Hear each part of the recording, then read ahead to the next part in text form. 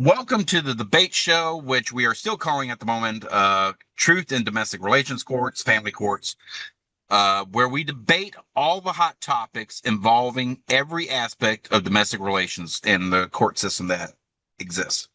So today, Joni and I have decided that we're going to start on a global commentary that concerns the Constitution and why it's ignored in these domestic relations courts. First off, we all know that people have protections in courtrooms under the U.S. Constitution. We understand from watching TV shows, you have the right to a jury trial, you have the right to face your accuser, and all this stuff. These are all things that are not applied in family courts. So, and we have to state this, Joni and I are not attorneys, so anything on the show is not legal advice in any aspect. But let's kind of get into this, I guess. The biggest one is denial of a jury trial in family courts. You know, that's a violation of the Sixth Amendment, which is Duncan versus Louisiana, 1968. So, Joni, why do you think we can't have jury trials in these family courts, domestic relation courts? That is a really good question. And to be honest, I want to see what comes up on the internet.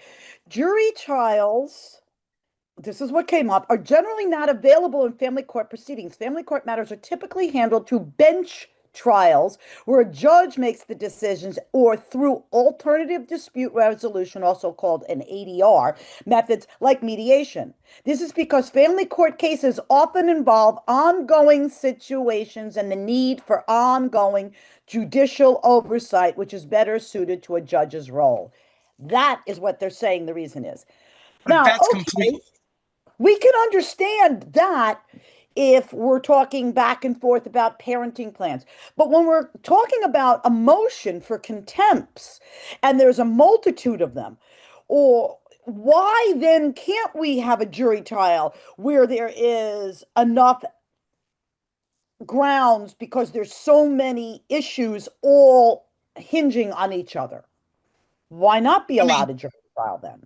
let's look at it this way: is you're asking, it says ongoing. The only thing I see ongoing once a divorce or custody issue is, like you said, a parenting plan, which a judge could handle.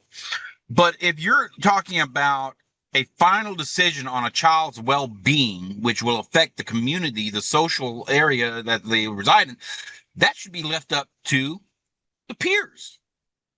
Okay, I just saw something here. It says, so when I went and looked this up, why jury trials are uncommon in family court. Under focus on children's best interest, it says family court decisions, particularly in child custody matters, are often focused on the child's best interest, which may require the judge to consider a range of factors beyond a jury, beyond what a jury might be equipped to assess. That's a bunch of, excuse my language, folks, BS, because just as much as a judge needs to be educated, the jury can also be educated on what are considered the best interest of a child. Exactly. I They're mean, also talking about speed and efficiency. Jury trials can be time consuming and costly. Okay, we well, agree. I the can other agree on thing that. is, the other thing is a jury probably has more experience, a wide selection of experiences compared to a judge. So you would get a more fair outcome with jury trials. Now, to my knowledge, there are only two states in the U.S. that allow jury trials in these courts, and that's one's Texas, and I forget the other one. But you can have jury trials in those two states in divorce cases, in custody cases. Yeah, I So don't it's think I've ever seen a jury trial in a family court case, except where the person, like my client, Diane, who was filing charges, and it was actually against her attorney.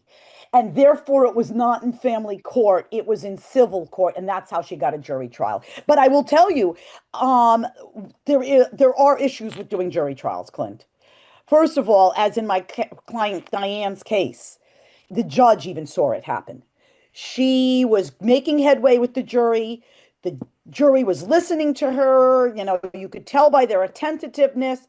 Then the jury goes to lunch. And instead of sequestering the jury and bringing lunch in for them, the court allowed them to go out to the pizzeria across the street, where the defendants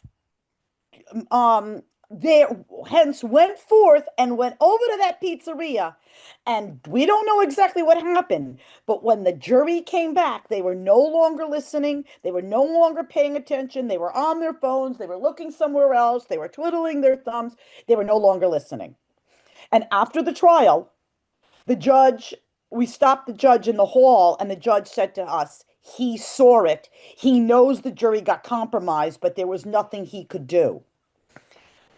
That should never have happened. We're supposed to sequester juries. Sequester them in a room and bring the pizza in. So this Yeah, is this is one so of the that sounds problems more like with the juries. judge made a mistake in that aspect by not Well, I sequestering. don't know if it was the judge or the courthouse, because it was a smaller courthouse in Rockland County or in Rockland, Connecticut or whatever, that they didn't have the room. I don't know, but it should have been handled differently. And I suspect Yeah, that judge won't ever do that again either. Um, but it does bring into question, because that's not the first time I've heard of juries being compromised. yeah. Because So let's go to another one. Let's talk about the violation in the Constitution where these judges are closing the courtrooms and sealing these proceedings, which is a violation of the First Amendment, freedom of press and public access to courts. I'm a journalist and I have the right to go into any courtroom. But when a judge says it's closed, I have to get out. And that's upheld. That violation is Richmond Newspaper Incorporated versus Virginia. Public has a right to attend trials. well, And we know from our experience, these judges don't like outsiders being in their courtrooms in these cases. one second, I want to see what comes up to make a courtroom closed from the public. Hang on, now I'm going to give you some of my ideas, but I'm going to also look it up. So, okay, I could understand if we have a child that's up there testifying. First of all, children shouldn't be allowed to testify. Their voices are too compromised. I get that. Uh, but I also, there's sometimes, I think, because the person has too public a persona, but then that's still not a valid reason. What I'm seeing, and believe it or not, what I'm seeing on the internet, a family court judge may order a courtroom closed to the public under certain circumstances, balancing the principle of open access with the need to protect sensitive information and individuals' involvement, particularly children. So I'm on point, and that is the only time when they do that is it because it's a protection of the child. Protection of the child's best interest, cases involving domestic violence or sexual assault, protection of sensitive and confidential information, witness protection and safety concerns, potential for disruption of proceedings. Okay, so some of these areas I absolutely can see, such as I because the can too. person testifying is afraid of retaliation if it goes out publicly. Okay, that's I can understand that impossible. too, but there are other protections a judge can take. Like I'm a journalist, and I've seen other journalists get ordered out of a courtroom. All the judge has to state is you cannot use these individuals' names. You can't. There's other safeguards you can do as a judge, but you cannot simply bar somebody from being in a courtroom and observing. We have all these court watcher organizations out there that this is their job. I mean, this is what they do to ensure that justice and fairness is being done in these courtrooms. And now a judge has the ability to say, nope, guess what? You can sit outside all you want, but you're not coming in my courtroom. Okay, so this is what it further says. It is important to note that courtrooms are generally considered public forums, and there is a presumption of open access to court proceedings in the United States. A judge's decision to close a courtroom is an exception to this rule and must be narrowly tailored to address the specific need for closure, meaning it should be no broader than necessary to protect the overriding interest. Additionally, a judge must generally hold a hearing on the need for closure, allow the media and others to argue against closure, consider less restrictive alternatives to closure, such as redacting sensitive information or limiting access to specific documents, And finally, make specific findings of fact on the record that demonstrate the overriding interest being protected in the basis for the closure order. Okay, so there is protections in place that judge can be doing that still None of allows the them to be judges I've in ever there. heard of have ever held a closed hearing. They don't hold a hearing on why these proceedings need to be closed. They just say you're not allowed. And Sylvia Well, Beach, who we that's just had on the show last week, right. they were literally ordered out of the courtroom by the judge right then and there, and she is a registered journalist. Well, like I said, there the judge is supposed to hold a hearing on the need for closure. So when the judge did that, the defendant should have stood up and said, "Your Honor, we need to move for a continuance to hold a hearing on the need for closure." Yep. So let's go to Only the next most one. people don't know to do this. And this Mm-mm. allows the media to argue. And the judge could have put in those restrictive alternatives, such as Exactly. redemption and limiting access to specific documents. That could have Exactly. solved a lot of that problem. So let's go to the next one on the list is the gag orders on litigants, not allowing them to speak about their case, whether it's on social media, in public, or anything like that. Now, that one is freedom of speech, Nebraska Press Association versus Stewart, 1976. We all understand what it basically means is you can't tell somebody they can't say something as long as it's not inciting violence and stuff like this. Now, we talked about this before the show. I understand if a judge wants to limit it during the process of the trial. You don't want somebody going on social media and saying this person abused me and everything and putting that out there. But at the end of a trial, gag orders should not be placed out there. The only reason I would see a judge doing this is to cover up something that happened in that court that violates a person's rights. All right. So while I can agree with some of that, again, I'm pulling from the internet, guys, because I can get certain things and things that I'm thinking, and then we can work with it. Gag orders, as you know, are legal restrictions preventing parties from publicly discussing details of a case, right? So reasons for a gag order. Protecting children. Gag orders are frequently used to shield children from the negative impacts of public disclosure of sensitive information, such as details of abuse or neglect, to prevent them from being exposed to public criticism of a parent. Now, that being said, well, then maybe there's a gag order in place, but maybe it's until the child turns 18. Okay, now the child's an adult. They can go into the courts and look this stuff up. It's also used to ensure a fair trial, to ensure an impartial jury, or prevent biased opinions, But again, prevent there's no jury harm. trials in domestic courts. Right, well, technically, preventing harm and prejudice. Gag orders can be used to prevent parties from making statements that could be harmful or prejudicial to other parties involved in the case. Protecting confidential information, maintaining confidentiality. Now, but there are legal considerations. Like you said, you've got your First Amendment rights, but you have to balance this. There's something here called narrow tailoring. Gag orders must be narrowly tailored to address specific compelling government interests, and they cannot be overly broad in their restrictions. Interesting. Alternate measures. Court must consider whether alternate measures such as jury sequestration or careful voir dire, oh God, I hate this word. Boy, dare. Thank you, could be used instead of a gag order. Yes. And that's an alternative that possibly could use.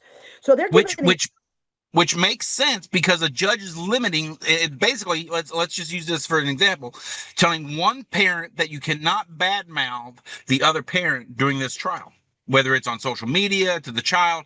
That's tailoring it specifically. We were also talking about this is in England, in the UK, parents are prohibited, parents, lawyers, anybody is prohibited from speaking about their domestic relations cases over there, period. If you speak about your case, you're going to jail over there instantly. Right. So now they've got something here. They saying balancing interest. Judges must weigh the potential harm caused by public disclosure against the potential harm caused by restricting speech. Examples.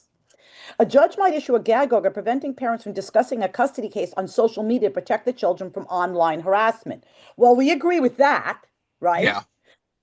A gag order could be used to prevent the release of details about a child's medical condition or psychological evaluation. Okay, yeah, Yeah. absolutely could agree about that. Yeah. Anything that's In a protecting case that child.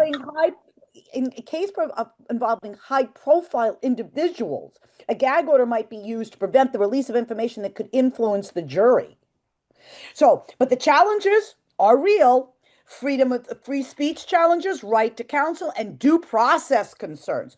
Gag orders could raise concerns about due process, particularly if they prevent parties from assessing information necessary to defend themselves. Now, that brings up our next topic of due process under the 14th and 5th Amendments. Well, before we get to those, let's go down the list. Now we're going to talk about presumption of guilt. Everybody in the United States knows you're allegedly innocent until proven guilty, Mm-hmm. except in domestic relations courts. You're immediately found guilty and you have to prove your innocence. Now, the fun thing about that is actually precedents, and what these case laws that we're talking about are what courts usually generally use to cite. In Winship, 1970, government must prove allegations beyond a reasonable doubt in cases affecting fundamental rights. So just out of thing, anyone who's been accused in these courts of abuse of some sort or neglect or some sort are instantly found guilty. They're instantly ordered to stay away from individuals. Now we understand there is a air of caution that these courts have to take with these allegations. You don't want an abuser to stay with the victim. I mean, that's just common sense. But to find instantaneously that these individuals are guilty and that they have to prove their innocence, that's a blatant violation of the 14th Amendment.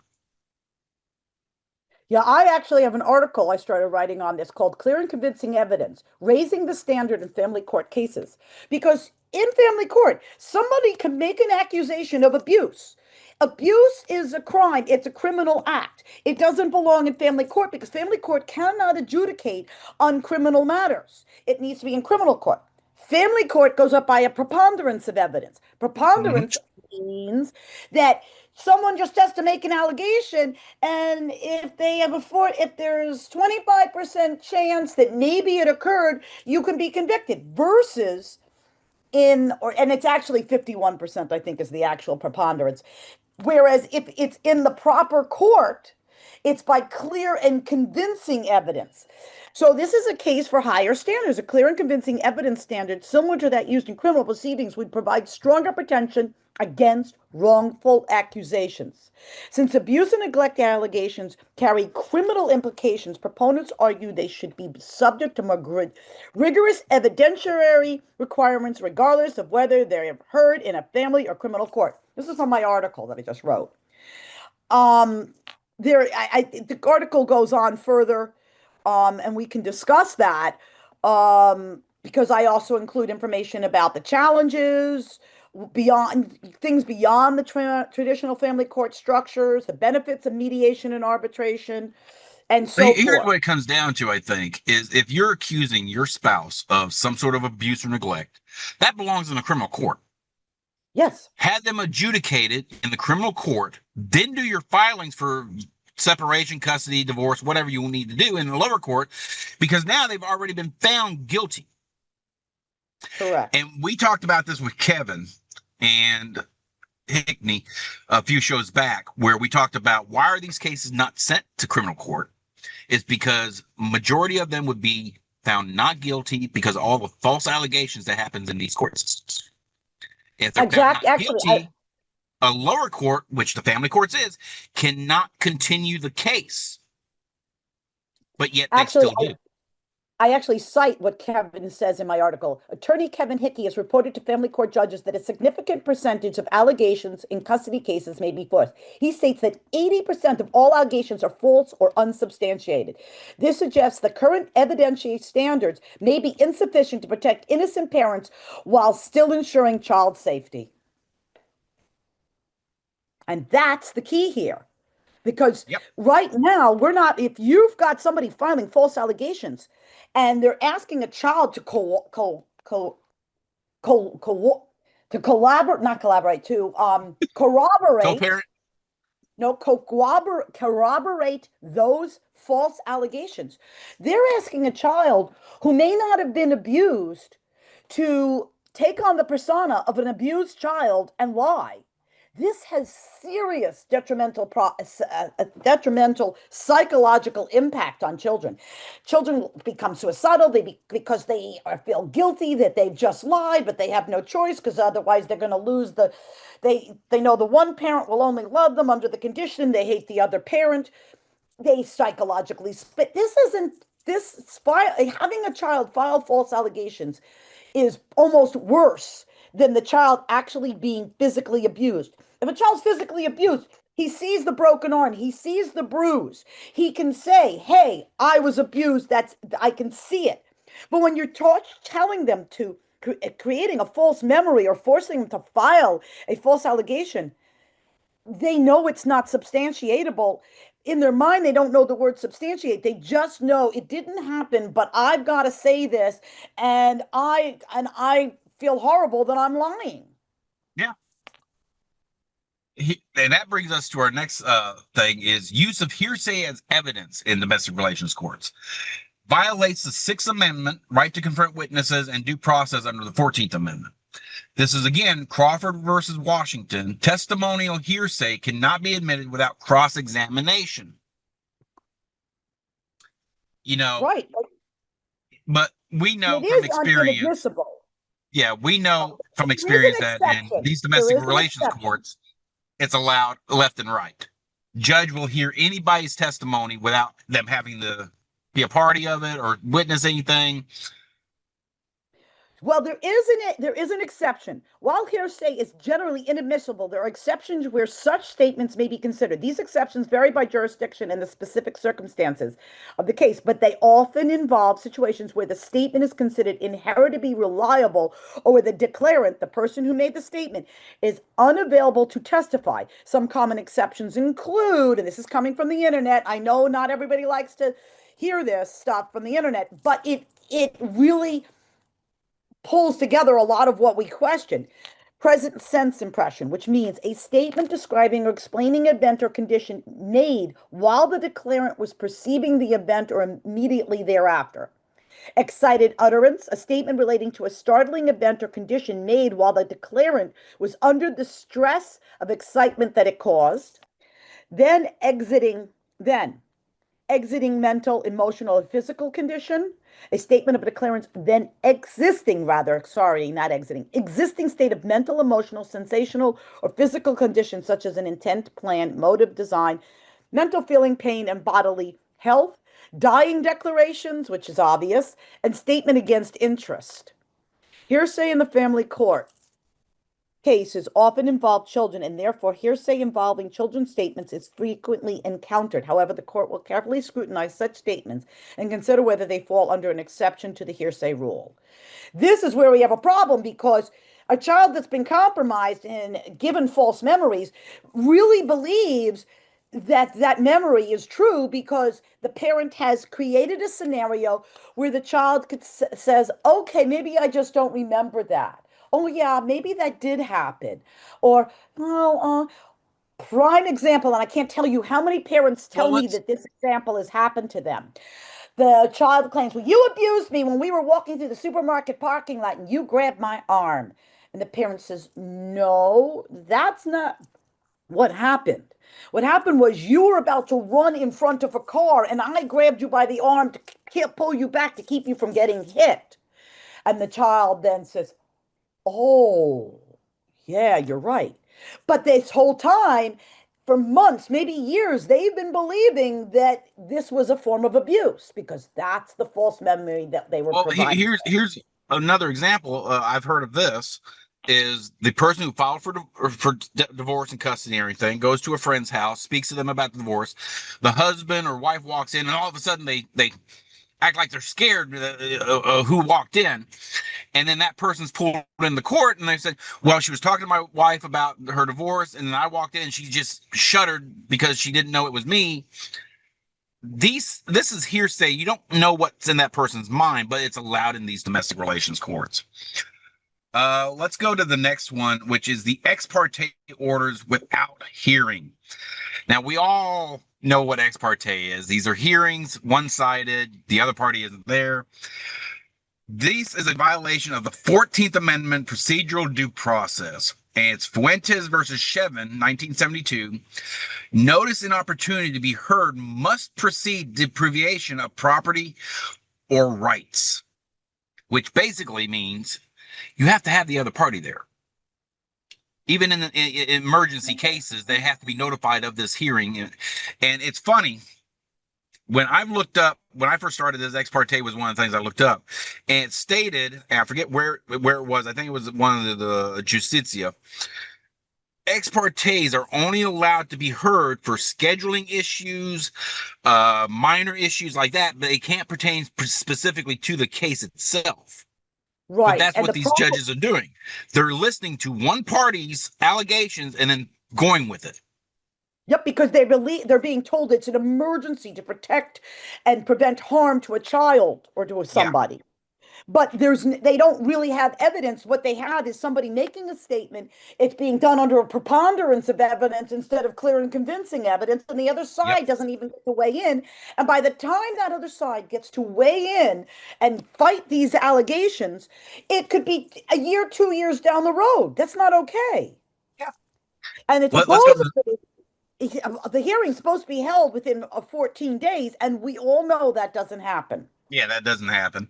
So let's go to the next one. And this is a big one in a lot of custody cases, divorce cases, is lack of legal representation, which is a violation of the 14th Amendment. Again, due process clause, which is held up in Lassiter versus Department of Social Services.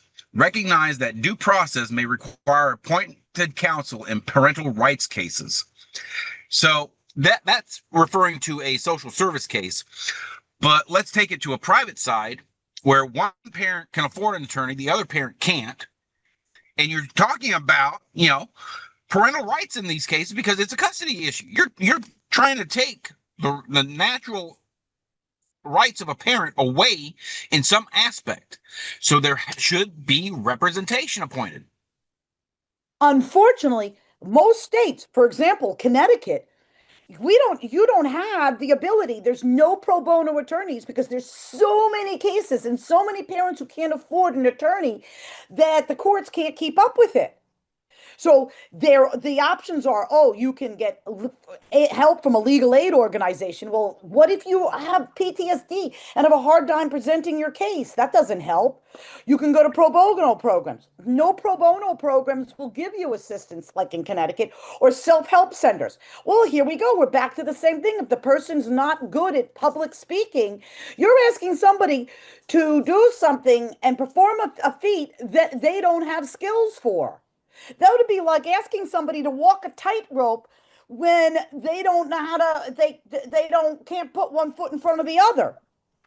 And the other amazing thing is in this aspect to me is that if you do get a court appointed attorney, they're usually not family law attorneys. They're tax attorneys, they're civil attorneys, they're criminal attorneys. They have very little experience and knowledge of domestic relations law. That So let's go to the next one, which is no access to evidence or witnesses, which is a violation of the 14th Amendment, again, due process clause. Now, this is held up by Goldberg versus Kelly, 1970. Due process requires ability to present evidence and confront opposing evidence. Now, in a lot of domestic relations cases that I've heard of and observed and everything, everybody knows that in criminal court that you have to give whatever evidence you're going to use to the opposing counsel so they can create a defense.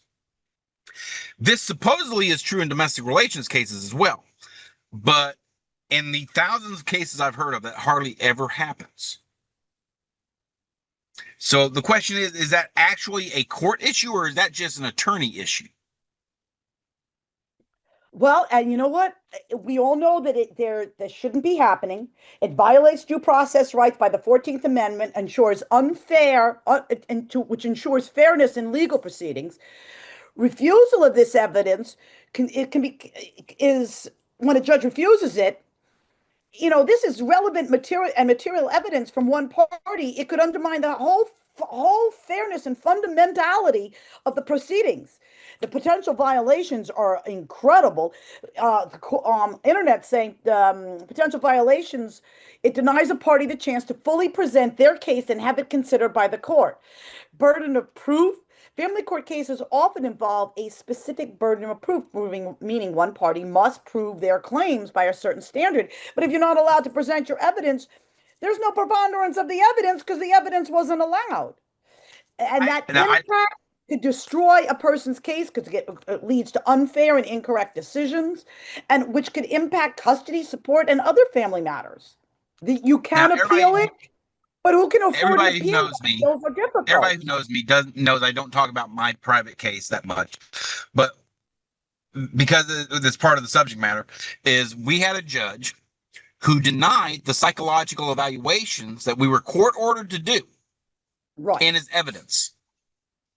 Which, when I took it to the appellate court, they said, that's allowed. The judge did not have the authority to deny those. And so they were allowed in the appellate court case. But again, that judge has that discretion without being held accountable to make those fluky calls, as I'll say. Yeah, I mean, and it happens all the time. And the problem is you were able to, present your case in appellate court.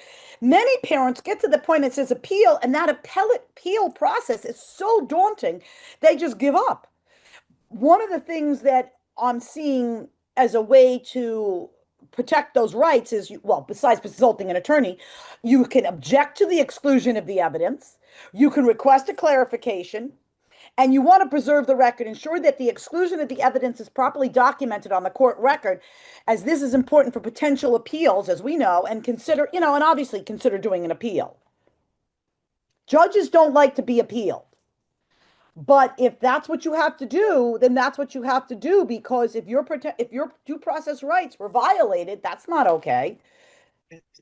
That brings us up to the next subject matter: disparate treatment of vulnerable population. 14th Amendment, due process protection, equal protection clause, held up in Yick, Woe versus Hopkins, 1886. Laws applied with discriminatory intent or effect violate equal protection. And we know that there are judges out there that will listen to one side more than the other and not apply the rules to both parties equally. And that judge is been compromised. He's biased. It's what is called, the legal term is conflict of interest. The problem comes in. You must show a pattern of behavior to prove that there is a conflict of interest to have that judge recused. And that's where it's so hard to do, because oftentimes a parent will ask for the transcripts, and the transcripts are altered, or things are left out of the electronic recording. And so to make it so that somebody can't recuse a judge, we should be allowed to bring our own recording equipment into a courtroom, so that cannot happen, so that transcripts and recordings are accurate and cannot be edited and altered. I had this happen with a case I had against DCF, where they altered the recordings, and I couldn't get a proper transcript. But I knew, as did my witnesses, knew exactly what had been said in that courtroom by the judge. And yet it wasn't in the transcript because it wasn't in the recording that they were given.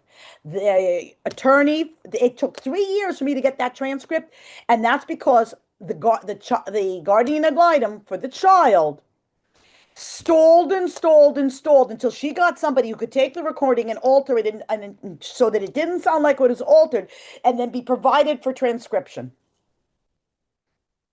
Yep. And that happens more than people think. Yep. And then we're down to the big issue of the constitutional violations is judicial and agency immunity from accountability, separation of power principle, and lack of remedy for constitutional violations. This was brought up in Stump versus Sparkman, 1978.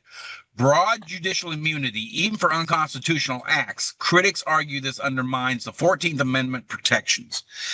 These domestic relations judges, lawyers, guardian ad litem, social service workers have a blanketed immunity from wrongful prosecution for violating constitutional protections.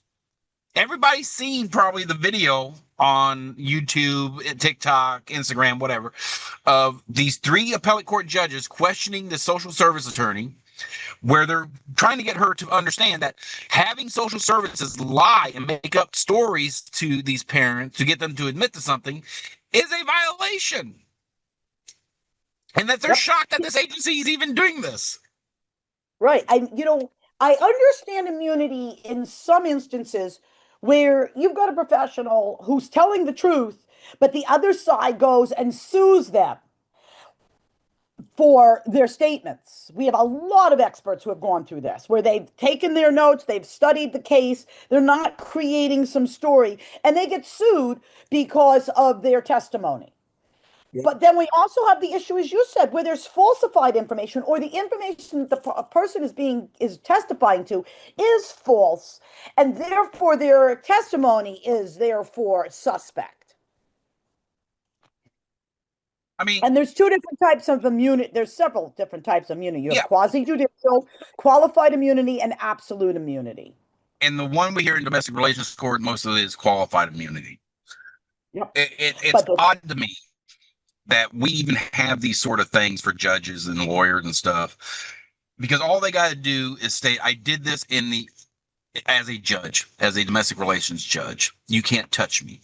Even though they know they're wrong, they're playing favoritism, you cannot go after them. And that goes to the accountability of these court systems. A lot of people say, well, let's put cameras in every courtroom. That would cut down on it. Probably. Let's put, like we said, court watchers in these courtrooms. That would cut down on it. But the question is, how much would it really cut down?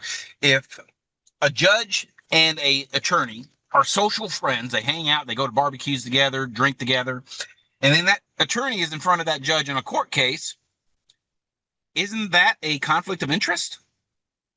Exactly. I would think so, because it's too easy for them to walk off to the side of the party and had a discussion. I mean, so how is it that these judges aren't recusing themselves from these cases that they're friends in these domestic relations courts? Well, I'll tell you why they can't do that, because these are all part of the good old boys and girls cult. And so they all go to meetings together. They all go to conferences together. So that would mean nobody could communicate. Nobody would have, everybody would have a conflict of interest. So how do we? And so that's a big problem, because we can't begrudge their group organize. It's a group of attorneys that are meeting for a conference. Well, yeah, that's normal. Attorneys do that. Most organizations have some kind of conference. Yeah. But we need to have ways that address it when it is clear that a judge is not listening, or a party or somebody a professional is not listening to both sides. The issues and concerns that come up are lack of redress for harm. Well, while it protects professionals, it can leave individuals without recourse and genuine harm caused by negligence or misconduct. There's potential for abuse. Balancing protection and accountability, the need to protect vulnerable children and ensure fair outcomes in family court must be balanced against the need for accountability and redress. You have the impact on child welfare. All of these, we need clearer standards. We need a strengthened set of oversight. We need a balancing of immunity with individuals' rights. And obviously addressing the systemic issues that are there.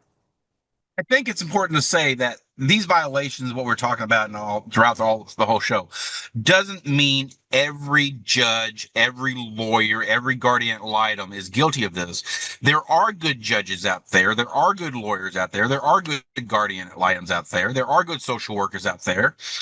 But there are so few of them who are fighting a system, an industry, that does not focus on children. I mean, that's basically, they call it, say, best interest of a child, but in most of the cases, they're not in the best interest of a child.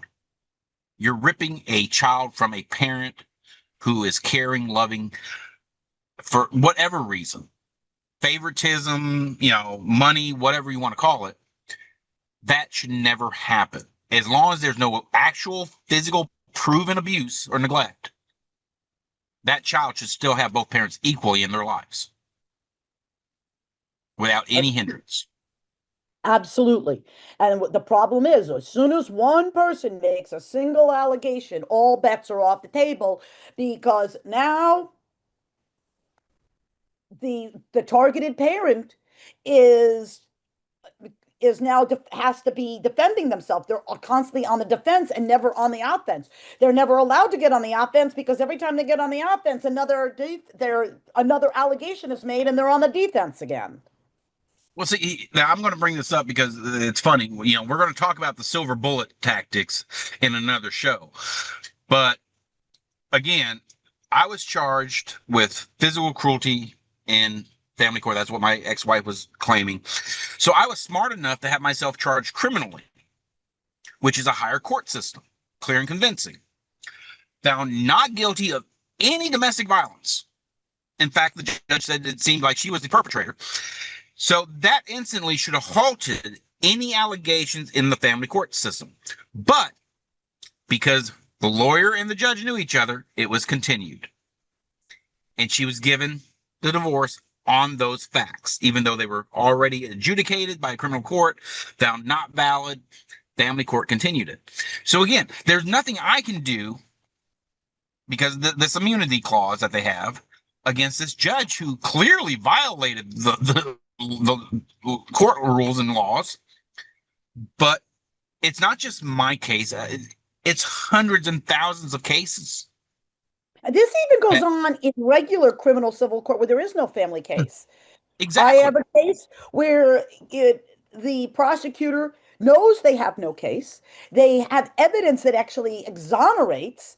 And yet, because the prosecutor has this quota and that they need to keep of, to show 100% or 99% conviction rate, they don't care that the evidence clearly exonerates the person. And they're going to keep pushing you. And if you have no money, you have no way to fight it. And so they're going to keep pushing you to take a plea for something you didn't do. And that should not be allowed. There should be some kind of, if you're going to give an incentive for your conviction rate, what about an incentive for the prosecutors where there is no case, but the prosecutors have evidence that exonerates, that they dismiss the case? Where is their incentive for dismissing a case and not wasting this taxpayers' dollars to put on a case that doesn't exist? There's a case in Pennsylvania that I'm aware of where the parents were accused of abuse on their children. They didn't know at the time that the children had brittle bone syndrome. Yep. Well, when they were finally diagnosed, social services dropped the case, said there's no finding of abuse. They have brittle bone syndrome. The state prosecutor is now going after the dad for abuse on the children, even though it's already been found out that there was no abuse. The mom was you're okay with the kids, don't worry about it. But they're only going after the dad. Now, the dad has mounds and mounds of evidence and is taking it to outside of the family court industry. This is all in criminal courts and everything. But when you look into this case, you can see that this attorney, this state prosecutor, is on what I call a political career track. She's trying to make a name for herself, strong for women, against these abusive parents and all this stuff, even though there's nothing there. She's fabricating a case like this. And the only thing that can do is sue her when it's done, possibly have her license revoked, and that's it. But the damage is already done to the children because now that he has no contact with his own kids. Yes, absolutely. I mean, in this case that I mentioned, the judge is worried about setting a case precedent, but there's no case precedents to set. The person was never arrested before in their life, hasn't been arrested since the false arrest, and so where's the preponderance? Where's this, going to set a case precedence? There is no case precedence. The case is actually expired in June, and should have been dismissed. But the judge was afraid to do it because they were afraid that it was going to set a precedence. A precedence on what? There's no grounds for any precedence here. All we've got is a prosecutor who wants to have a, unblemished record of convictions. That has to Let me stop. let me pull something up because this kind of plays into what we're talking about. A lot of people don't realize, and this happens a lot, believe it or not, that let's say one party files for divorce and the other party's unaware of it. Well, they continue to sleep together. They still continue to live together for even 48 hours, a week, 2 weeks. Most states have a law that states that if this occurs, the divorce is mute. Divorce filings are mute. And it's called condemnation because the act of forgiving a marital offense like adultery or cruelty and continuing the marriage as if never happened, this can weaken certain fault-based divorce claims. Now, we all know that there are couples out there that have separated and then one night they see each other at a bar or a group function and they wind up sleeping together and stuff like this. That in itself, by case law, mutes any divorce filings in most states. Attorneys will not tell you this because they're making the money off the divorce. So it's considered legal forgiveness for whatever offense started the divorce proceeding. Judges ignore this fact, even though it's precedence in case law. Like what you said earlier, either at the beginning of the show or before the show, is we were talking about case laws and how judges don't necessarily have to go by the statutes themselves. They can make up their own opinions on this stuff. So And that's again, the problem. yeah, that's the problem. We have judges out there that are using opinion instead of fact. So it ties it all together, you know. I don't know. It's amazing that we even have this sort of court system in our judiciary.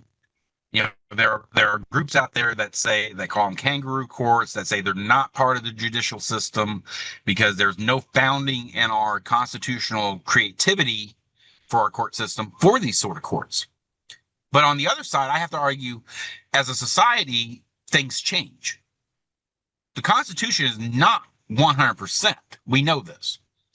Things change. Not even the Constitution has understanding of. But we have to change with those times, or we're just going to stay stagnant. Now, if two people do not want to stay together, let's face it, you can't make a person stay with you.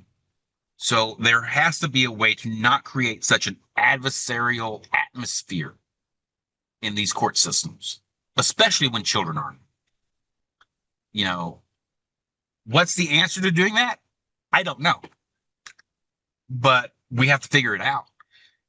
We do, because even if you took the children out of the equation, Clint, there is still the psychological trauma that these Yeah. people go through just to get a divorce that's unnecessary. You know, and that brings us up to a subject matter we're going to have later on in a show is legal abuse in these court cases. You know, Legal this abuse is actually a form of PTSD. It's a term that Karen Huffer coined. Sadly, she's passed on. And I believe she was trying to get it in the DSM and may have succeeded in getting it in the DSM or qualifying under PTSD, that if you're abused in the legal system, that it's a form of PTSD, without actually saying legal abuse syndrome, or LAS. LAS is the acronym for it.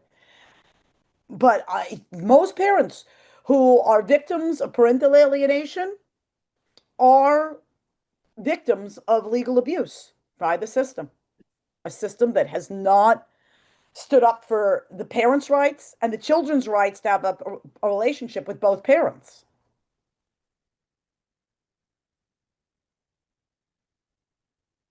Yeah, I just looked up legal abuse, and it is recognized. Um, Recognized where in the DSM or in law? According to this, is legal abuse syndrome (LAS) is a term coined by Karen Huffer, a therapist who observed its effects in her practice. It's described a specific form of psychological trauma caused by prolonged and unjust experiences with the legal system.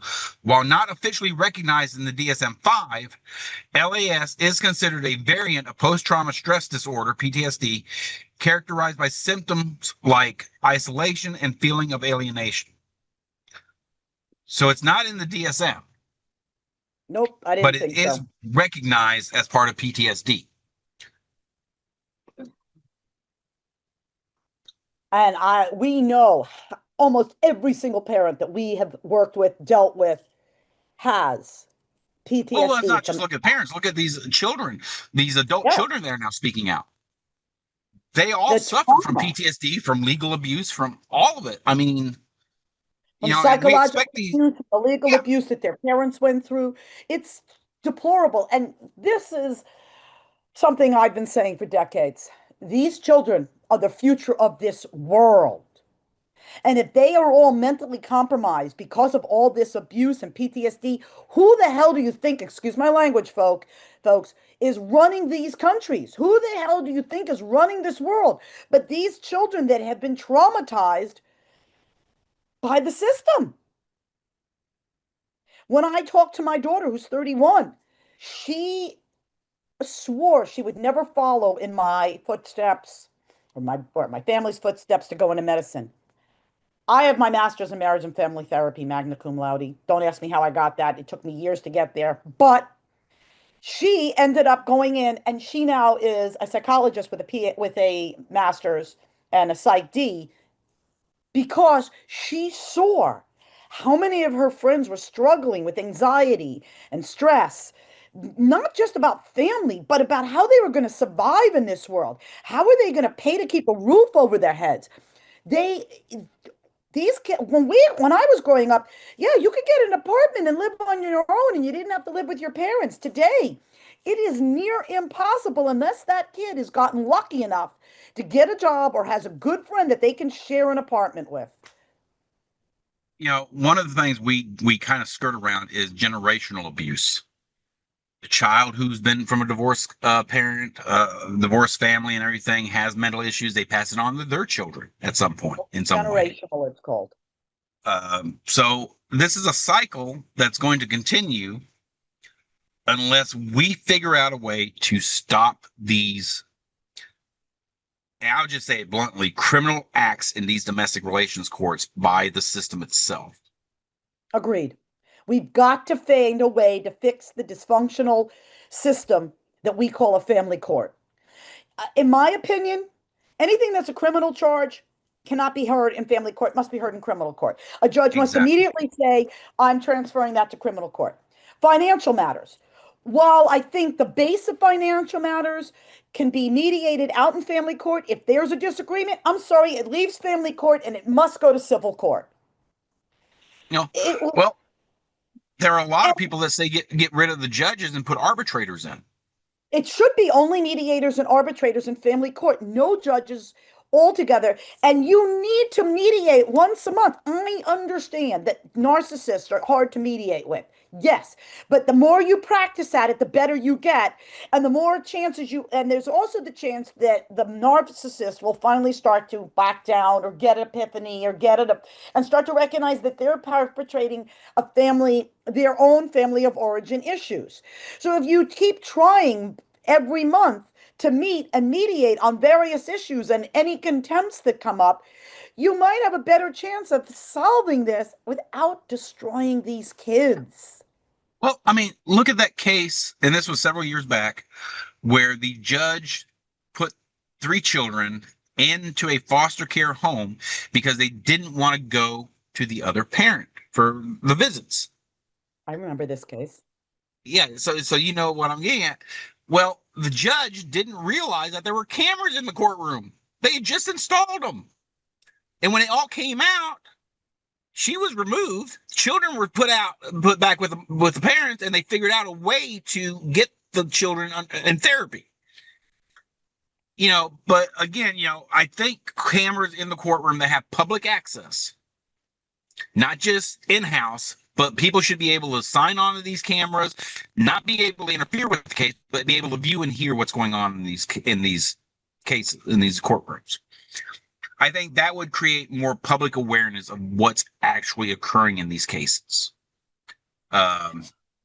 And while I agree, my only concern is when we have a kid's mental health issue that is coming up, that has to be sequestered, along with financials need to be sequestered, along with there are certain things that Exactly. will. But the majority of that can be filed and not spoken to the judge. Right. But it's just the entire procedure needs to be revamped on how we deal with these cases. I honestly believe the immunity should be stripped from these judges and these lawyers and everything, to a certain degree. Well, maybe instead of stripping immunity, why don't we just back off the judges and we start immediately? You go to mediation, you go to arbitration, you go to alternative dispute resolution. And a But judge how is many? only brought in when you've come up with an order, and then the judge signs off. Okay, I'm okay with this order, But here, and they here again, how many state legislatures do you believe will pass a law like that? Because well, let's face that's it, okay. That's a today, problem. yeah, The because legislators today the majority need of to be passing it. legislatures are practicing attorneys. Right. And these legislators need to stop playing the good old boys network and worrying about whether they're going to get reelected and instead worry about, are we doing what's in the best interest of families? I mean, I've seen families fight over the family pet. There was a case where the kid, the kids were told the dog was dead because they didn't Yeah, want the other parent didn't want the kids to keep asking where the dog was. And when the kids yeah, found out that the father brings the dog and the dog is actually alive, oh my God, the psychological trauma for these kids finding out that their other parent lied, that's huge. yeah. Because you're messing with children's emotions, you're messing with their mental health, and let's look, because over the last couple of years, mental health has become a huge issue in the United States and around the world. And why has it become such an issue? Because these children and adults now are suffering from what they occurred as children in these court systems. Look at how many of these mass shooters in these schools were from divorced Broken. parents, broken Yep. families, as you were getting ready to say, and have suffered under these abuses, and they just snap. Yep. They split psychologically. That's why we also see such a higher preponderance of gender identity issues with kids either becoming gay, lesbian, pan, transvestite, whatever, because they don't want to take a side or because they're afraid to take a side. They're afraid to be the sex origin they are because that parent hates that sex. Or they change genders because they think that's how the only way they can protect their parent. Well, just to put a thing out here is we know several cases that have same-sex parents, all this sort of stuff. We're not isolating that aspect of it. It's just that it is a valid point being made that a lot of these children have these dysfunctions in their head and seek this route because of the abuse that they've gone under. Um, we had on the show, God, last year, we had a transgender parent on, and she made some very valid points in her case that was going on because the other parent was bringing up her transgenderness. Well, that's not an issue. The issue is she a good parent? Parent. Exactly. Well, Clint, I think we've really given this a good going through and a good analyzing all different things on both sides. You have a Yeah, closing. I think we covered a lot of it in this show. What I will tell people is that this is just the start. We continue to debate these things. That's why we are a debate show. We pretty much covered the blanket on this episode. If people want more information, they can always reach out to us and everything. I will put in here at the end that we do have a GoFundMe page for PASI. that I will post a link to the GoFundMe page in the description down below. Folks, it is so important that you donate even $10, $20, whatever you can afford to PSI, because it is the oldest nonprofit pertaining to this subject matter, pertaining to parental alienation, psychological abuse of these children, and the services they provide to these families, these children, these educational aspects to other attorneys and judges is amazing. No other organization can brag this. So I am going to put that at the end. I think that's where we need to just kind of end it for the day. Thank you. And folks, just stay tuned to the next episode. We do have our webinar coming up that will be posted the next couple of days, hopefully, which is separate from our show, from our talk show. But we hope everybody stays tuned.